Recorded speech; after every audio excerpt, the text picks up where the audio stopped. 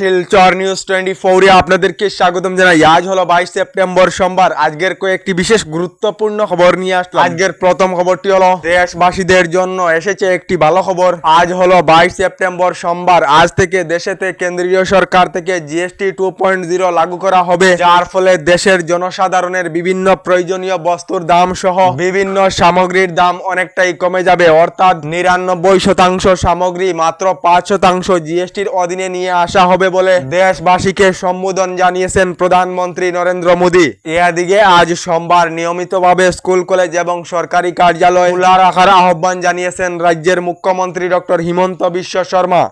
এদিকে আগামীকাল 23 সেপ্টেম্বর রাজ্যিক শোক পালন করা হবে। আগামীকাল শিল্পী জুবিন গার্গের অন্তিম যাত্রার দিনেতে রাজ্যের স্কুল, কলেজ সহ সরকারি কার্যালয় বন্ধ রাখার সিদ্ধান্ত নেওয়া হতে পারে বলে ক্যাবিনেট বৈঠকে জানিয়েছেন রাজ্যের মুখ্যমন্ত্রী ডক্টর হিমন্ত বিশ্ব শর্মা।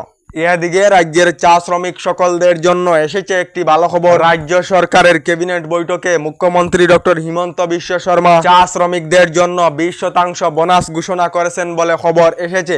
এদিকে দেশ জুড়ে এসআইআর অর্থাৎ ভোটার ভেরিফিকেশনের প্রস্তুতির সময় বেঁধে দিল নির্বাচন কমিশন। 9 দিনের মধ্যে বিশেষ নিবিড় সমীক্ষার প্রস্তুতি সম্পূর্ণ করিতে হবে। দেশের সব রাজ্যের মুখ্য নির্বাচন আধিকারিক এবং সিওদেরকে এমনটাই নির্দেশ দিয়েছে দেশের নির্বাচন কমিশন সূত্রে খবর অনুযায়ী আগামী অক্টোবর-নভেম্বর মাসের মধ্যে দেশ জুড়ে এসআইআর অর্থাৎ ভোটার ভেরিফিকেশন প্রক্রিয়া সম্পূর্ণ হওয়ার সম্ভাবনা রয়েছে বলে খবর এসেছে।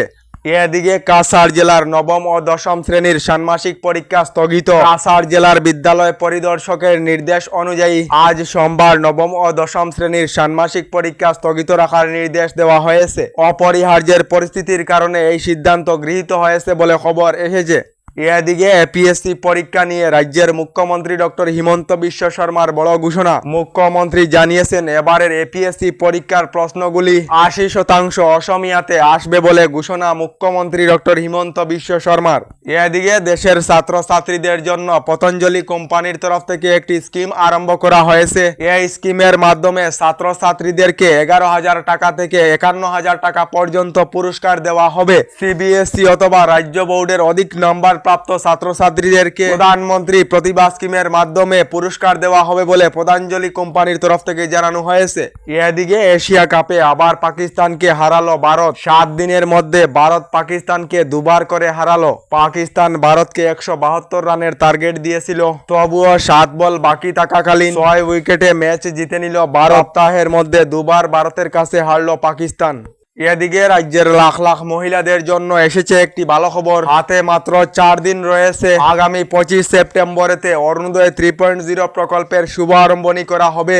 রাজ্যের যে সকল মহিলারা রাজ্য সরকারের অরুণোদয় প্রকল্পের তালিকায় নাম অন্তর্ভুক্ত হয়েছে, এই সকল মহিলারা আগামী 25 সেপ্টেম্বরেতে অরুণোদয় প্রকল্পের 1250 টাকা করে লাভ করিবে। রাজ্যের প্রায় 38 লাখ মহিলাদের ব্যাংক অ্যাকাউন্টেতে এই টাকা দেওয়া হবে বলে জানানো হয়েছে।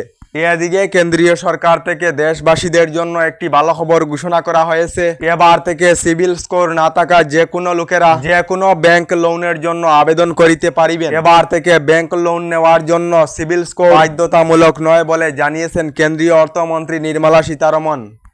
এদিকে প্রধানমন্ত্রী আবাস যোজনার অধীনে সরকারি গড় লাভ করার জন্য যে সকল সেলফ জিওটেকিং অথবা জীবিকা সখীর অধীনে জিওটেক করিয়েছিলেন, এই সকল লোকেরা প্রধানমন্ত্রী আবাস যোজনার তালিকায় নাম এসেছে না চেক করিতে পারিবেন বলে খবর এসেছে। কারণ হলো প্রধানমন্ত্রী আবাস যোজনার অধীনে নতুন তালিকা প্রকাশ করা হয়েছে। যে সকলেরা সরকারি গড়ের জন্য নতুন করে জিওটেক করেছিলেন, এই সকল লোকেরা পিএম আবাস যোজনার অফিসিয়াল সাইটের মাধ্যমে নিজের নাম অন্তর্ভুক্ত হয়েছে না চেক করিতে পারিবেন বলে জানানো হয়েছে। আমাদের ডেইলি খবরগুলি ভালো লাগলে আমাদের ভিডিওতে লাইক দিয়ে চ্যানেলটিকে সাবস্ক্রাইব করে নেবেন।